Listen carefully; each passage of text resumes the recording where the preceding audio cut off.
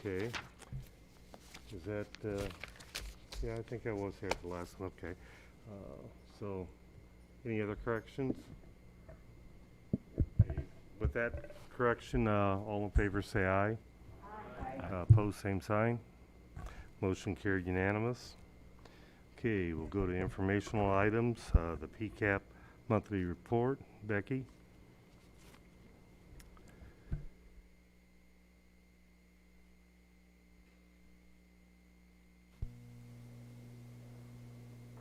All right, I just wanted to speak a minute as to the monthly report. You'll notice that our intake numbers are declining, as well as our calls for service out in the field. This has been a trend in animal welfare.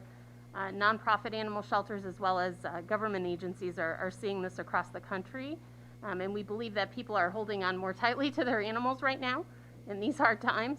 So it's great news for the animal shelter. And I'm happy to answer any questions. Any questions for Becky? Okay, I'm sure we'll be hearing from you right shortly. Thank you. Okay, ETSB.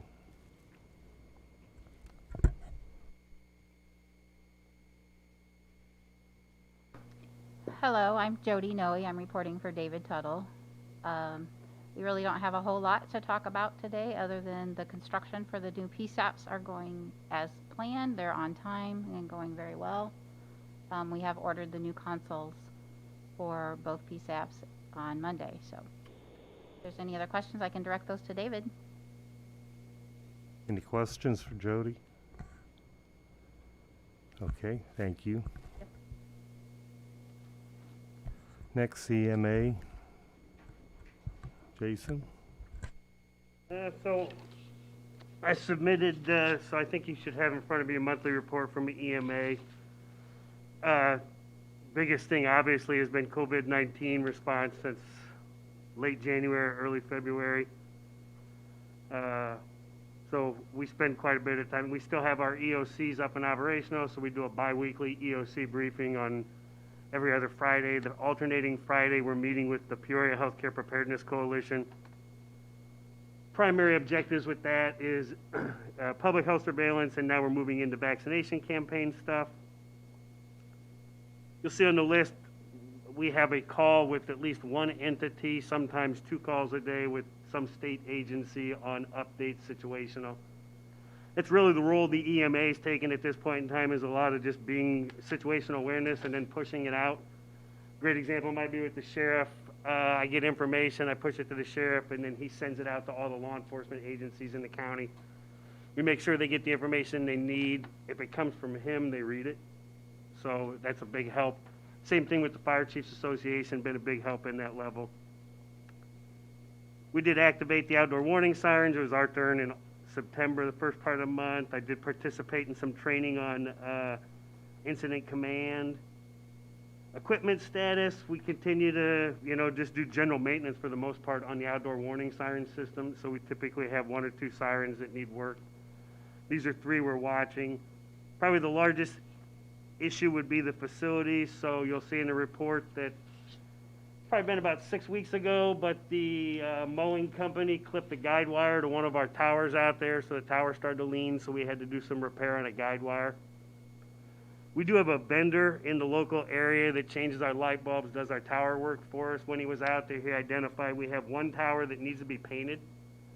I told Monica I'd do some research. I think there's some information in the EMA bunker on that. I believe when the sheriff's office underneath Lieutenant Mullet, even there was some identification of potentially. So I told Monica I've been negligent in doing some research on that, but I'll get that information to Monica so we can start to look at that tower. Additionally, the tower where the guide wire was clipped, the vendor's opinion is that there may be too many antennas on that tower, and thus that's kind of causes a potential concern. I've had some discussions with Dave Tuttle at ETSB as well as some of the amateur radio operators that we collaborate with on who owns what tower or what antenna, where it goes. We're still kind of working through trying to find out who owns what antenna, what it does for us. We've had some discussions about having somebody come in to do that for us. It's pretty costly, it's my understanding, and speaking with David about having somebody actually do some type of audit of that nature. So that's probably a big thing we'll be looking at. I know I've had some discussions with Monica specifically about the facility here in the last couple of weeks on some capital issues, so I think she's probably kept you updated on that. And then outreach, September's National Preparedness Month, so I would just say in a normal September, we would have been out in the public a lot more doing some outreach activities. Typically, in the past, we've always done at least one a week where we've gotten with a community agency and done a presentation to members of the public. Unfortunately, underneath the current social distancing, we didn't do that this year, but we do want to thank the board for recognizing September's National Preparedness Month, particularly with the proclamation. So, Chairperson Rand, I appreciate that, as well as the staff at the health department and the other community partners that assist us with the EMA. So, questions for EMA? I've got one. How do you feel your preparedness that you had before the COVID? Do you feel like that pretty much you guys are right where you pretty much needed to be? I know there's always some That's a things you loaded don't question. plan for, but I mean, are you pretty pleased with how you guys had been prepared for a disaster like that? I am pleased with, and I told Monica early on, and Monica and I have worked together for a long time, so I share with her some things regarding our response. I'm extremely pleased, and I was overwhelmed with the response we got from community partners, both public sector and private sector, and their willingness to assist us in March, April, and May. We're currently trying to evaluate what that response was in development of after action report. Not unlike most disasters, we're now 6 months in, 7 months into this thing. There's a lot of priorities that need to be juggled by a lot of people, and so one of the areas we are struggling with is trying to do a good evaluation of what our response was as people are juggling their normal work now, whereas opposed to 5 or 6 months ago, they were all focused on COVID. Monica and I had this very same conversation probably within the last week. She came into work one day and we were sitting there doing something. She looked at me and she says, you know, I'm finally starting to work on something else public health related other than COVID. And I would suggest to you that the EMA is feeling the same way. In the last 2 weeks, we're finally starting to address other things outside of COVID. So now I'm spending 50% of a week COVID, 50% the other EMA responsibilities. So there's a lot of work that needs to be done. And we've identified those things, and we'll be sharing them very soon with you all. We're still trying to gather them. But overall, I couldn't be happier with how everybody pulled together during this event. Now, there's some things we can improve on, but that was great. Great, that's what I was hoping to hear, that things worked well for you. And there's always things that you have to change as you go along, but because nobody can plan for everything, but knowing that we were ready and we did things well, and it sounds like, wasn't this area kind of the model for the governor, actually? Monica's fortunate that Monica's got some relationship at the state level, and yeah, she shared with me that I think she's had some conversations with some people at that level on some of the work we've done, so. I just want to thank you guys for all that you've done, because I was glad you weren't having me come in, not to just let the professionals do it and get the job done, but thank you. Thank you. Any questions for Jason? Kate? I don't know if anyone else noticed this or remembers this, but I think the siren test, the monthly siren test, was on a Tuesday morning, as always. But we were also having some severe weather, and so I had to question whether or not I needed to go to the basement or if it was just the regular test. And I don't remember that ever happening before, so I just was wondering if there was any sirens that were supposed to go off just because there was severe weather, or if No. it was just a test. That's an excellent question. I'm glad you brought it up. That morning, we had conversation with both, I talked to Dave Tuttle at the ETSB, as well as my counterpart at the City of Peoria's Office of Emergency Management, so that we all three have control of the outdoor warning system. We debated whether or not to do it because of that. There was no severe weather forecast. There was not a severe weather watch nor warning from the National Weather Service. It was what the Weather Service had basically, it was going to be some rain, but we did have that discussion. I did receive one phone call from a member of the general public right after, within 5 minutes, I was still in the bunker listening to the sirens go off, and I explained the same thing to them, and they were comfortable with that. So, but it was a good question, because we did have that discussion that day. But we went ahead with the drill. Any other questions? Okay, thanks, Jason. You're welcome. Next, Nate, the public defender report.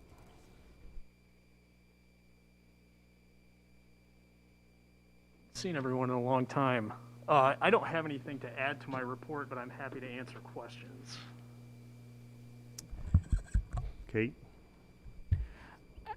I've always had this question about your report. So it shows the pending case total. It doesn't say anything about how many cases have been there for how much time and how many are new and how many have. I just was wondering if we could get some more detail on your report. As far as the age of the cases, Yeah, like that's just the total that you have at the end of the month, but I don't have any sense of how many cases are getting completed every month, how many new cases you're getting every month. I just was wondering if you could add that detail to your report. sure, yeah, to the extent that that it's, I guess, accessible through Odyssey, yes. Okay. I'm sure we can. Thanks. Any other questions for Nate? Yes, Mr. Chairman, in budget discussions last week with members of the court and the administrative team, specifically about the workload for the public defender, the Office of the Public Defender, we were trying to understand how much workload was coming through the system over the last several years and how it was being assigned and how many people would be involved. The report, much like Kate, as Ms. Pastuccia is asking, does not reflect those numbers. So we can't really tell how much effort is required by the Office of the Public Defender and the independent contractors. We're also currently evaluating changing some of those positions to full-time for effectiveness, professionalism, improved service levels, relationships with the judge and the scheduling process. I mean, it's all really connected together. So I don't know what the right question is to ask Public Defender Bach, but we need different data to understand, are we spending enough? Are we not spending enough? Are we spending too much? And then how is the disposition of the cases assigned to the assistant public defenders being managed? It's just, we can't really tell. So I agree with Kate and Scott, and I have talked about this a little bit. So I would hope Odyssey would not be the rate limiting factor, particularly I think we spent $7 million when I chaired this committee to put that in. But if Odyssey is the factor, then we need to fix that too. Well, Nate, it sounds like we probably need to sit down and talk with you on exactly what kind of information or go back and forth, right, Mr. Chairman, to get the pertinent or information that we're looking for. Sure. So we'll see if we can't get that done soon. Absolutely. Thank you.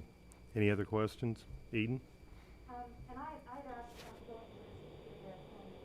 I'd asked a couple months ago, we've got the July of 2020 data, the August of 2020. I'd be also interested in August of 2019. So we could see year to year change. I Sure. totally understand that this year is a blip on the radar. It might have different data. That even on a one pager. Yeah, we can absolutely provide that. And I can offer some discussion about that. And are you getting caught up a little bit more now than from what you were the first few months that you're able, are we getting caught up on the backlog or not? It varies from courtroom to courtroom and type of case to type of case. I think for instance, in traffic court comes to mind, I think we're still working through a backlog simply because of the volume There just aren't enough hours, not enough public defenders, not enough computers, that sort of thing, to really meaningfully work through all the cases, so that we could be, I guess, caught up for whatever, in whatever sense that is. I think in some of the other courtrooms, felony court, for instance, we're starting to see a lot of the cases that were being pushed off because people are out of custody. They're starting to come back into the system. So I think for the most part, we are getting caught up or closer to being caught up. I don't know, because of my role, how many cases are still out there that are unassigned, that are going to come through, because we don't have any involvement until we're appointed at the first appearance for an individual. But from my perspective, in most of the courtrooms, I think we're staying on top of things to the extent that we can.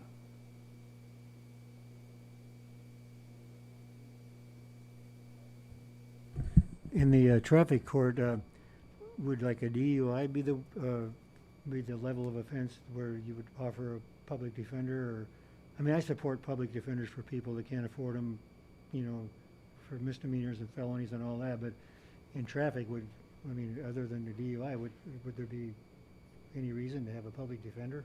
There are. So constitutionally, the public defender or an individual charged with a crime where they face the possibility of jail time, even if it's not an actual sentence of jail, but simply the possibility, which in Illinois would mean, in most cases, very generally, misdemeanors of any type, obviously felonies of any type. The reason that we have attorneys that represent parents in juvenile abuse and neglect cases is because that's designed by the courts.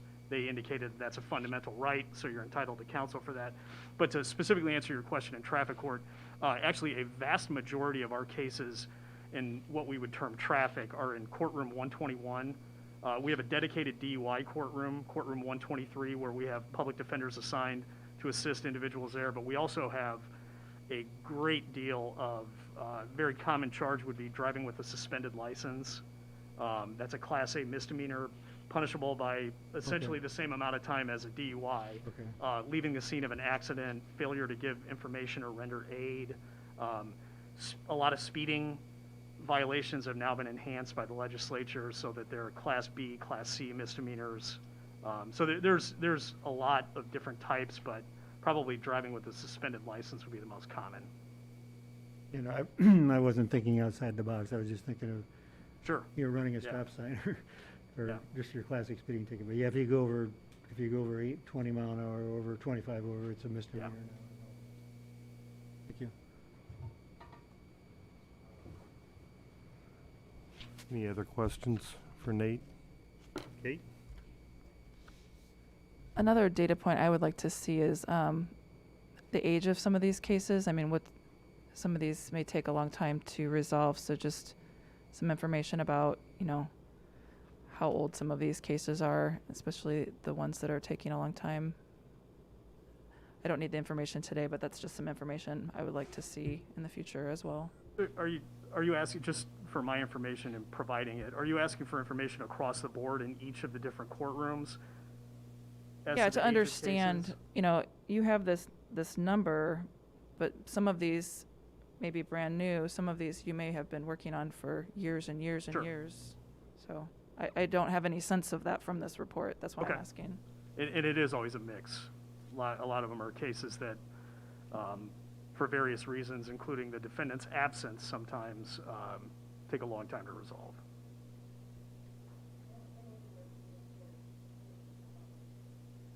Sure.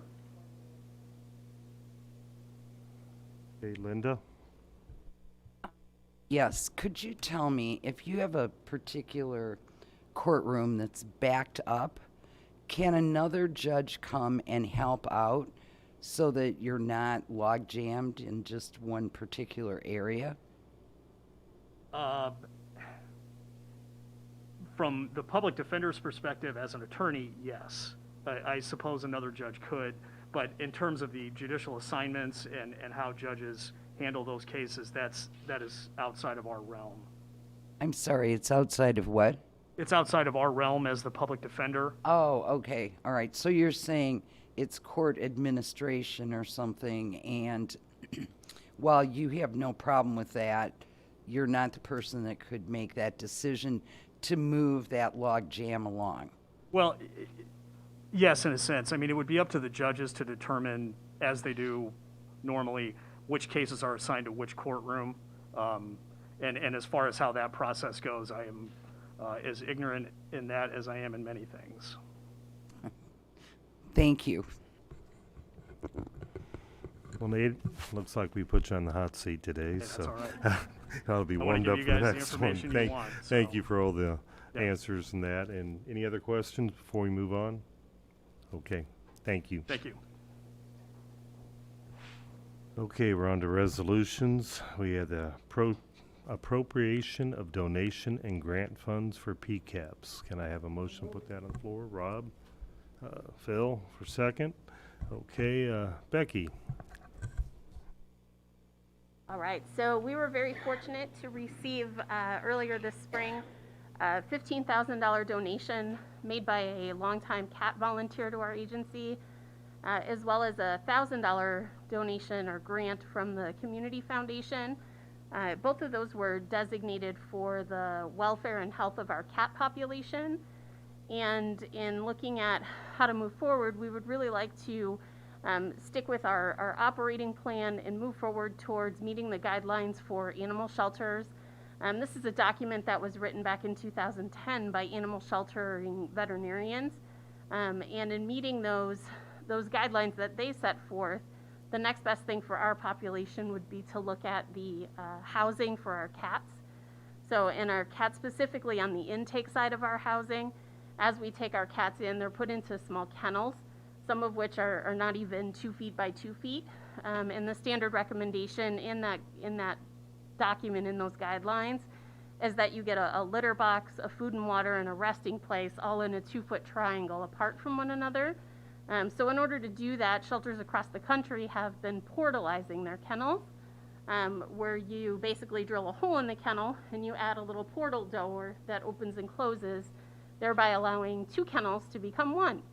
And then with that, we have to look at the space in the building because now we've cut our intake ability in half. So we do have extra kennels stored away, but it's going to require some remodel of the building to be able to bring those kennels back in-house and use them in appropriate spaces for the cats. This project also includes some things like giving cats elevated resting spaces, allowing for half of their kennel environment to be covered, as cats' kind of natural instinct is to hide.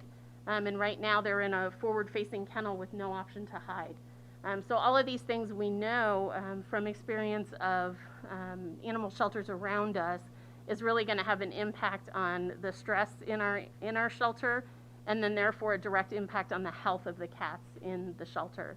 And so that's the direction we'd like to move with these funds. Any questions for Becky? Steve? Yeah, thanks for the review. I guess as I looked at your proposal, it looks like you're going to utilize more square foot of floor space within the building to accommodate. Just want to make sure that kind of your longer range plan of the facility usage, this fits in so we don't get to the point that we're facility restricted. So I don't know if I'm asking that right, if you've really looked at kind of how this fits in to the long-term facility plan. Yes. So the remodel right now, we're basically taking one large room and swapping it for 3 smaller spaces. Again, for the health of the cat population, the large room that our cats are kept in now is where our officers go by walking dogs every day. It's in the back of the building and high traffic, doors opening and closing, temperature dependent, all of that good stuff. Also has no windows. So we'll be moving the cats to smaller spaces where there's less potential for disease transmission because they'll be housed in smaller groups. And then also these smaller spaces have windows to them. They will allow for a little bit better use of our space. And then the large space that was left from where the cats came from will turn into storage. So it's really just swapping of spaces. The building remodel has a lot to do with taking down old cabinetry that is, you know, as old as the building is, 30+ years old, and things of that nature. We're adding a door to a room that didn't have a door before, an internal room that didn't have a door before. Nothing dramatic that would earmark the space that we wouldn't be able to do something different in the future. How many cats will you be able to, once you get it done, will you be able to house in with this remodel? The same as we have been taking in. We certainly don't want to decrease our ability to house cats. I hope to potentially increase that, but right now it's all measurements on paper. I want to see how the space feels once we get all the kennels in the space. And in our business, in cat intake, the intake numbers fluctuate. In the spring through the fall, we see a tremendous amount of cats, and in the winter, it comes down a little bit. So I'm hoping to, with approval, get the project started this winter, and then be able to kind of make the transition into the summer, but still accommodating the same amount of cats as before. And how many is that right now? Gosh, I don't have those numbers in front of me, but I would say between about 75 and 80 cats at any one time in the shelter, Okay. on the intake side of the business. And then there's the adoptable animal side of the business, which is additional. Any other questions? Kate? Can you talk about the use of the kennels versus the use of the open, what do you call it, the communal living area? Yes. So you may remember a few years back, we remodeled our cat adoption space, and we went to a community cat housing area. The benefits of that were similar for cat health and to be able to get them out of their kennel environment and reduce the stress, and that has improved tremendously. However, when they first come in, the cats have to be evaluated both for medical assessment as well as a behavior assessment to determine their health and adoptability. And they also have to wait through a stray holding period. So while we're getting to know the cats, while they're getting adjusted to the environment, it's standard operating procedures in shelters to keep them in kennels. And so we'll continue to use kennels in that side of the business, especially for animals stray off the streets. When someone comes and surrenders their cat, we can make those animals available right away and put them into those communal housing areas and skip the kennel altogether. But the majority of our intake is stray cats, lost and found animals, and those are the ones that we're talking about reducing the stress with these kennels. How long is the evaluation period normally? So the mandatory state statute on holding period says that an animal coming in without identification needs to be held for a minimum of 3 business days. So that's no microchip, no collar and tag, 3 business days. If the animal does have identification in the form of one of those 2 things, then it increases to 7. Any other questions? Rob? I'm assuming with the portal that can close that will also reduce or increase safety for your employees as well? Yes. Currently, the kennel staff actually clean the kennel, kind of spot clean the kennel with the cat inside. It's best practice for what we have. Rather than to remove the cat and stress them out and change their living environment and put them back, they spot clean the kennel with the cat inside. Now we would be able to close the portal door, keep the cat on one side while you clean the other, and so forth. So there is a safety component to it as well. Any other questions? Did you have one, Sharon? I was going to ask a question, but Kate asked it, so. Okay. Okay, I guess we'll vote on it. All in favor, say aye. Aye. Opposed, same sign. Motion carried unanimously. Okay, next on it, we have the SFY 21 Adult Redeploy Grant, and I believe that's Mark. Okay. Oh, first of all, can I have a motion to put it on the floor? Sharon, second. Eden? Okay, go ahead, Mark.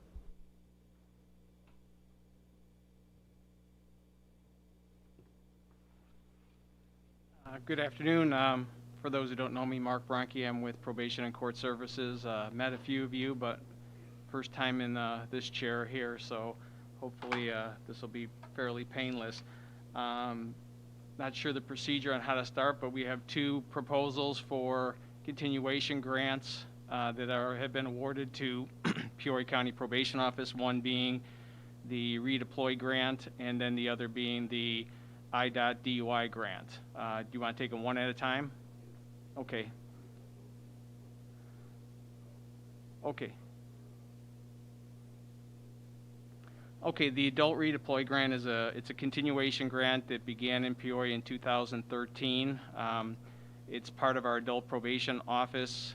The grant funds two of our redeploy officers plus 50% of the supervisor over that program.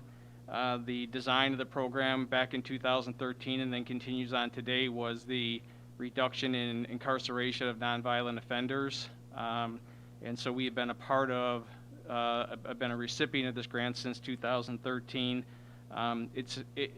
It parallels a little bit the old terminology of intensive supervision. We provide over a 30-month period high level of contacts with offenders, electronic monitoring services, drug and alcohol monitoring services, as well as curfew checks and community surveillance with that program. We proposed a grant for 88 bodies. Obviously with COVID this year, our numbers have been down. We currently have 51 in the program, but our success rate with the getting defendants through that program has been, I don't want to use the word exceptional, but certainly above the standard in which they give to us. So 75% of our people that come through the program successfully complete the program and don't go on to any further incarceration as a result of this. I'd just like to keep in mind that the people that we serve in this grant without it otherwise run the chance of incarceration. So this was a viable alternative to the courts to reduce the incarceration rate, particularly of nonviolent offenders. And that's the redeploy grant. Okay, do we have any questions for Mark? Did we make a motion for this one? We did? Okay, sorry.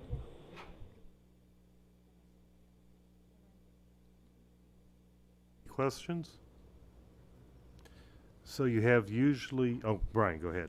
So the 51 people you're working with right now, they had a favorable direction to go through this instead of incarceration, and so are they people that are originated here in Peoria, and we keep them around here so we can keep track of them, or how's that work? Right, there are demographics to the awardance of the grant. They have to be a Peoria County resident to be eligible to even be moved into that program. So all of the people who are served there are Peoria County residents. Okay, good. I thought that's the way it was, but I'm glad that's... Yeah, there's no transferring in from other counties in this particular program. Certainly our probation office does take transfers from other counties for offenders who move into Peoria County, but not under the redeploy standards, no. So someone that somehow finds their way down here from Chicago and gets involved in drugs or something or whatever and gets arrested, and they've only been here for a month or so, before they were arrested, would they qualify for that too then? I mean, certainly if somebody committed an offense here and was not a long resident here and established residency here, yes, they could. Not if they were just here passing through, committed an offense, got charged. They would not be eligible for this type of program. You have to be you have to establish residency in Peoria County. And did you say you've got over 75% positive? I think my math is right. It may not be, but I just ran some numbers from this past fiscal year. The grant runs on the state's fiscal year, so we had of 29 total clients that terminated in 2000 in the state fiscal year 2020. 23 were scheduled terminations. So 23 of 29, we might be better than 75%. I don't know. But 23 of 29 clients who terminated.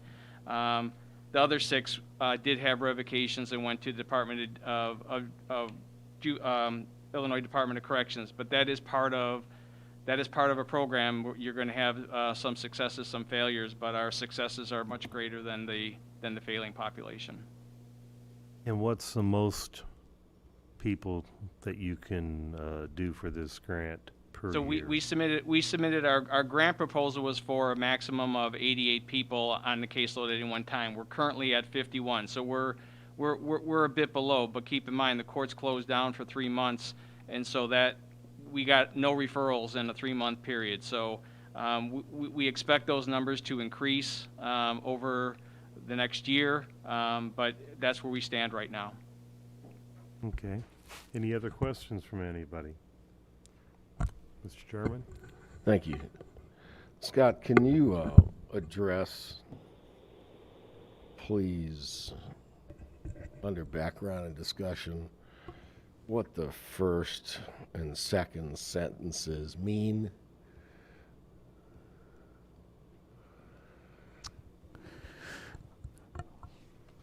For those that don't have a copy of the packet in front of them, those first 2 sentences in background discussion read, 2013, Peoria County through the Adult Probation Department began to operate an adult redeploy Illinois program. So the program's been in existence. I'm sorry, Scott, I meant the second paragraph okay. of background Sorry. and discussion. So all costs associated with this program are included in the proposal submitted and funded by the Illinois Criminal Justice Information Authority. And then the second sentence reads, these include all costs of equipment, training, personnel, salary, and fringe, monitoring services, and office supplies.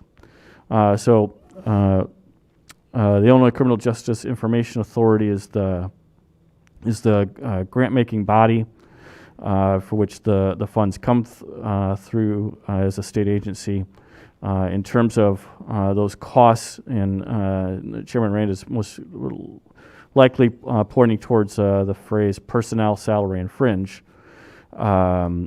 This grant is a grant that would cover the wages and the health insurance, the employer share of the health insurance benefits for those probation officers that are covered by this grant.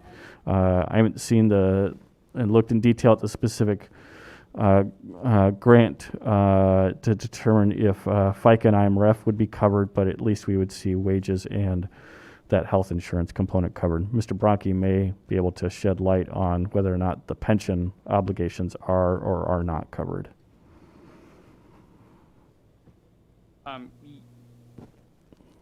Yeah, you'd be correct. All the benefits, including the FICA and IMRF, are factored into our grant reimbursement dollars. So for the benefit of the committee, this is one of the grant programs through the courts where all the personnel costs happen to be covered. Those probation officers, whether they be adult or juvenile probation officers or juvenile detention,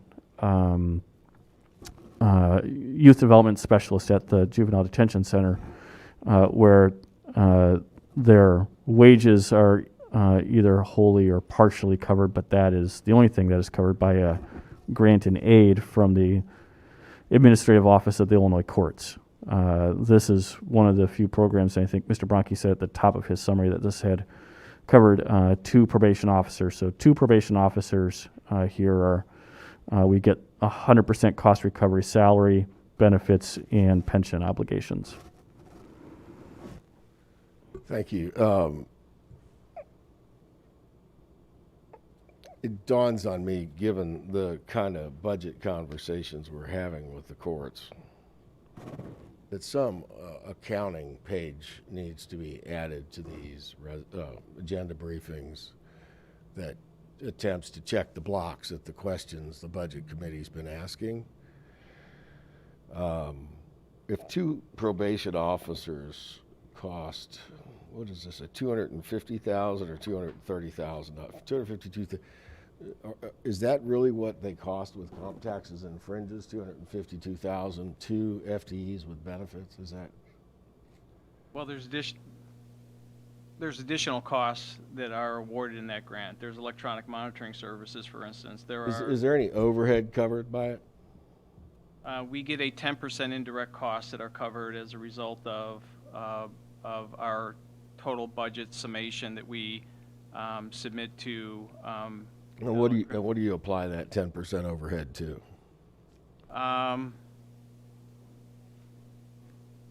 I would say, notebook paper, different. It's a de minimis cost that they allow us to claim for indirect costs. I don't have those itemized out or broken down to exactly all those things that it covers. Mark, in Peoria County, 10% of 252,000 is 25,000 and change. I wouldn't characterize that as de minimis anywhere in America. And see, part of the problem here is we continue to try to uncover what it really costs to provide many of the services that are provided through the courts. And if there's a 10% overhead for note paper, then somebody is really paying too much. I suspect it's being allocated somewhere else in the G&A of the place. So $25,000 is 25% coverage on $100,000 worth of salary somewhere else that has no benefits load protection to it.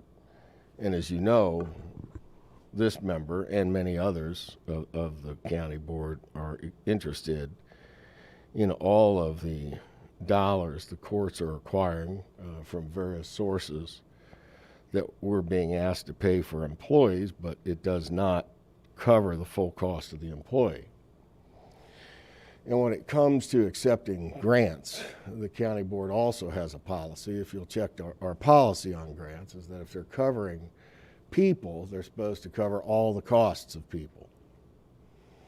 It's county board policy. No or yes, Scott? That's correct. So if we're accepting grants, not like this one, which I appreciate, Mark, this one's very good, especially this program. We're familiar with it since not John Flynn, but Dan Hunt brought it out several years ago.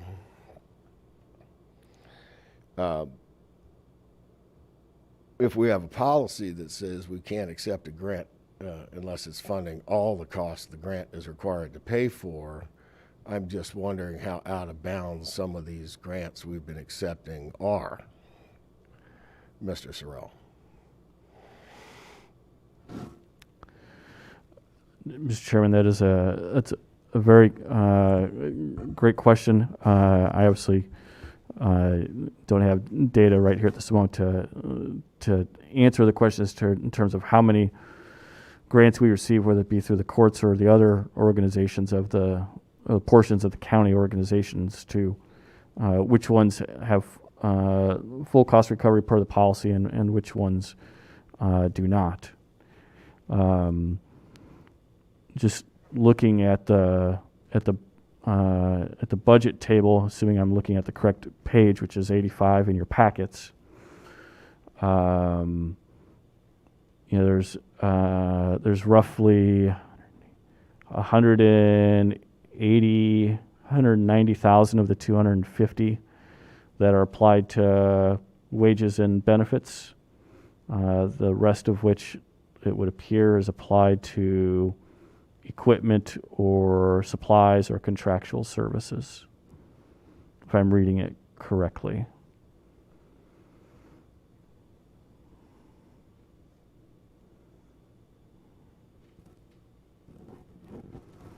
That's correct, and it also covers part of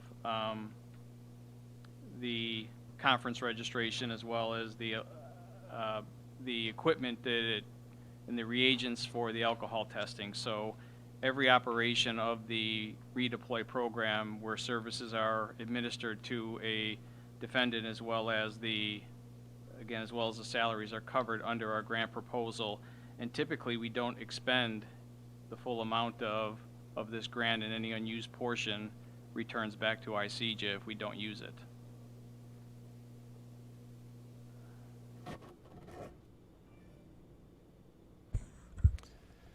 So, Questions? Go ahead. Mr. Chairman, part of what I see, and I'm just looking at page 83 under personnel, if you're covering 2 FTEs, I assume they would be those named, and I'll just call them lines 1 and 2, to not mention names. But then you're also picking up what looks like 0.5 of a probation supervisor under this grant as well. And where is that probation supervisor funded otherwise? Yeah, so only 50% of that supervisor. He also has 50% responsibility of supervision over 3 other probation officers not related to this program, is to make him 100%. Only 50% of his time is dedicated toward the supervision of the redeploy program, and the county is funding the other 50% of his position. The county is funding, Correct. including comp, taxes, and fringes? 50% of it. His 50% of his IMRF, FICA, healthcare is billed to the grant. The other 50% is not. So if this grant didn't exist, would that probation supervisor position exist? We would qualify through AOIC for a 50% by numbers probation supervisor. Without this program, we most likely would not qualify for a full-time supervisor. So we're mixing and matching sources of funds to pay for this supervisor. Is that within the conditions acceptable by this granting authority? Yes, it is. And what about the other granting authority, who pay the other side of the probation supervisor's salary and benefits? There's no additional funding for his other half other than, The general fund of Peoria County. I would assume so. Thank you.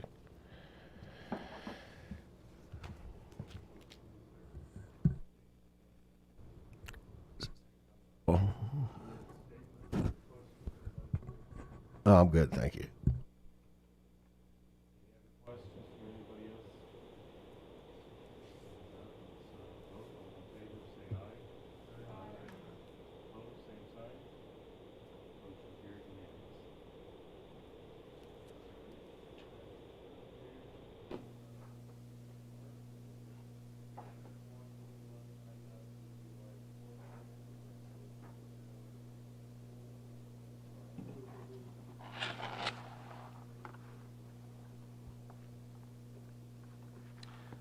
Thank you. Again, this is a second continuation grant, one that we have had for the past 11 years. This grant services Betty Duncan joined. This one services our DUI court and our offenders on DUI probation. $307,000 grant, which is itemized out in the budget proposal. It pays for the 2 probation officers, including fringes. There is no supervisory included in this grant for supervision, so the personnel items are funded by the IDOT grant. It also pays for a portion of the state's attorney and public defender's time, as well as our monitoring services, which is our continual alcohol monitoring services, which we have about 30 or 40 of the DUI offenders on per day.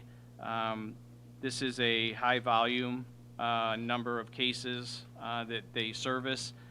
We get about 250 to 300 new DUI offenders per year. About that same number fall off, but all total, probably somewhere in the 800 range touch the DUI program throughout a given year. This has an odd lifespan in which it runs October 1st through September 30th of 2021. And again, a grant that we've had for the past 11 years, and we're awarded again for the upcoming year. Do you have any statistics on how this, if it helps the people and we don't have DUIs reoccurring with them? Do you have anything? I don't have any data for purposes today. I'd be happy to get it for you. I'm 7 months into this and a little new at getting all the information on the grants, and as far as the statistics for the redeploy one was a little easier because the volume is not as great, but the DUI one is a high volume. But I'd be happy to get you statistical data on the number of completions and services that we deliver to people who have on DUI probation. Great. Do we have any other questions for Mark on this grant?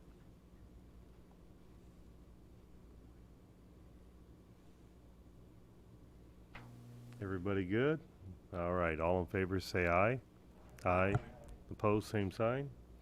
Motion carried and unanimously. Okay. Next on our docket is appropriation of the 2019 Edward Byrne Memorial Justice Assistant Grant, the JAG program. And who's taking that one? Sheriff. Welcome, Sheriff. Hello. About that. I always forget that part. Can I have a motion put on the table? Eden, a second? Gotta have a second. Brian, thank you. Okay. Yeah, this is the 2019 appropriation request for the funds. This is a partner grant with Peoria City that this will be our 15th year in this partnership. It's a percentage paid to us. The funds from this is going to offset the training costs for the virtual system. It's an interactive use of force training, incident-based scenario out of Illinois Central College, as well as pay for a new walk-through metal detector at the jail.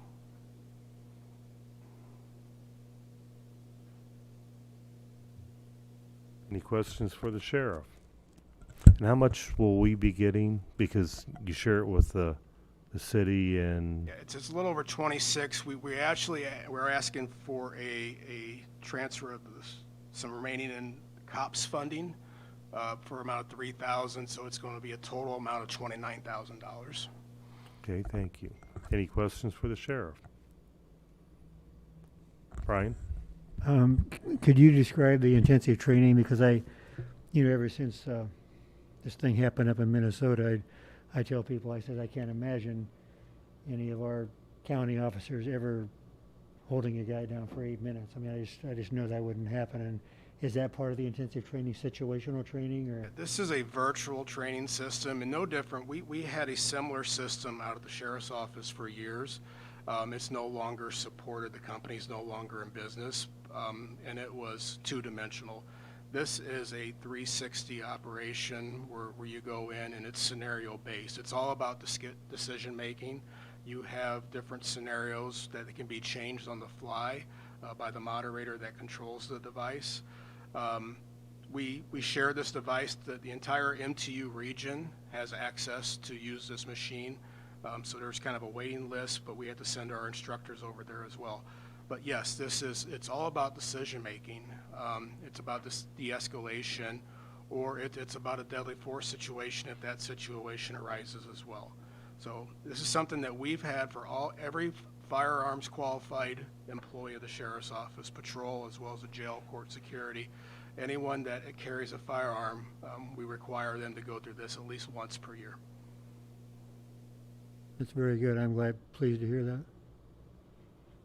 Any other questions, Mr. Chairman? Thank you. Sheriff, I know your organization prides itself on the kinds of training you expect in ongoing continuing professional training to make sure your folks are top shelf. could you comment for the committee the extent to which implicit bias or racial bias or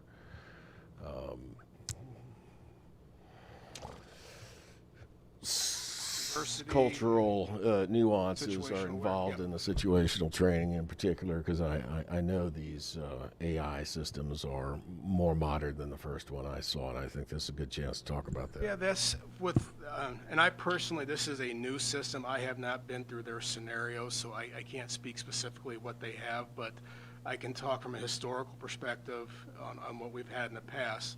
But a lot of the training standards, which you were just addressing there, Mr. Chairman, this is part of this interactive training, but it's also part of our online training that we do on an annual basis too. There's so many hours per year. This is required training standards, and I think a lot of the topics you said are within a 2 or 3 year window. So this is on a repeated circuit that we go through these training scenarios. However, I'm not a fan of online training. It's one of our only options right now to get these training standards is because we have to have overtime included to bring a facilitator in or have in the class. The MTU has lost a lot of funding as well, so they've pretty much across the state have gone to this internet-based training system. I'm personally not a fan of that because you're really dependent on the employee to pull the value from that. You can scroll through the pages and take the test at the very end. I've been a cop for 25 years. Sometimes you have the rookie officer that takes the test and the answers go out to everybody else. So you're just kind of checking the box on that training. I've always said it's the application of the training that we truly want. So when we lose funding on some of our training, and again, that's across the state where this is happening, you're losing some of these much needed training topics, and it's much better to do in person than on the online format. And it's my opinion, but I truly believe, again, we want the application of the training. That's the purpose of it. Any other questions? Kate? What are the expected outcomes of the training? So It depends on like the, how do you show that the training has been successful if you can't trust that maybe everybody's not sharing answers? Well, with the virtual system, and it's no different than the FAT system that we have 2 of our range instructors that are qualified to facilitate each of our employees to go through. So they're going to do an after action or a debriefing after every scenario and talk through it about what they did good, what they did bad, how to do this different. It could be concealment cover versus use of force. It's also to train them on officer safety. That's a primary concern as well. So it's done on the individual basis at the time, dependent on the scenario they go through. If that makes sense. So each one's different, and there's thousands of different scenarios, and which is really cool. They have the ability to change it up too midstream. So you might be going one route. Just in case you've had that scenario before, you know what the outcome is. They can change how it goes depending on the officer's actions. So you said this is a new training? This is a new system. This was purchased by the MTU, and it's partnered with Illinois Central College, and it's housed out at the North Campus. I'm just wondering, in real life, what are you expecting the outcome to be like when any numbers or statistics that you have from our officers that are out in the field? I mean, are you expecting there to be better outcomes because they've had the training, I guess? I don't know if I'm explaining my question That's always very well. the purpose of training. Yeah, you want to give them the tools to use while they're in the field. Each situation, you have to look at the totality of the circumstances and how it's managed. However, though, it is something that we've prided ourselves on for years, and one of the reasons why I've always started people in the jail prior to putting them on patrol, so they have that interpersonal communication and learn how to de-escalate before you put a Glock on their right hip. So it's to measure outcomes. It's really going to have to be on a specific incident.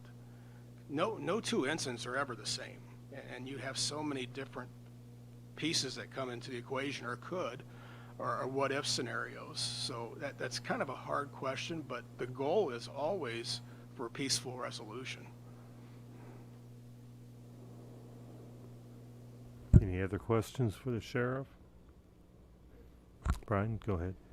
Just from a person watching from a distance, I think the most positive outcome is that we, at least from my perspective, I think we have a very positive relationship and image in the community in Peoria County. So I think that's the true litmus test.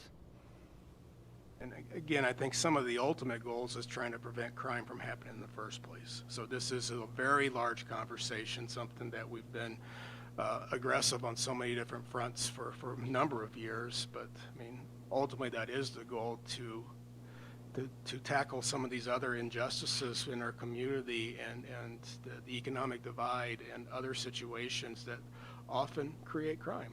Mental health is another issue. Substance abuse. It's all these that we're looking at a holistic approach, but we'll have to manage these on a case by case when we do have situations. Any other questions for the sheriff? Okay, we'll call the vote. All in favor say aye. Aye. Opposed, same side. Motion carried unanimously. We're at miscellaneous now. Does anybody have anything from miscellaneous? I'd just like to thank all of you, the health department, the EMA, all the emergency ones, the sheriff's department, for all you've been doing these last 8 months. You've been under a ton of stress, and if we all haven't been up to thank you before, I want to thank you again now, because I it's often rough. say I'm a genius, Mr. Chairman, because I punted EMA to the health department in 2018. It's probably one of the smartest decisions I've ever made. But we're good partners still. Well, sometimes it works out in your favor, doesn't it? It's under very good hands right now. Yes. I do want to add one thing, just kind of to let everyone know in the committee that we have been getting relief on Department of Corrections. So we've got this countdown now below 10, which has helped us tremendously in the facility, almost to the point where we should be able by either the end of this week or next week shut down a housing unit.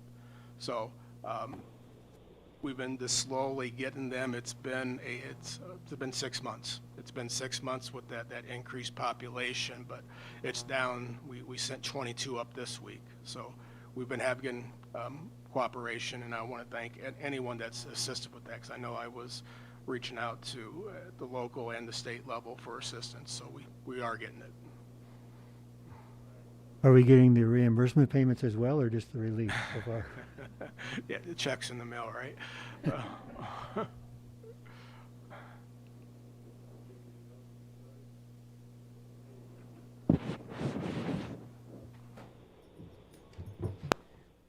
Hey, Betty, we'll do a quick break, and then we'll get infrastructure going. All right.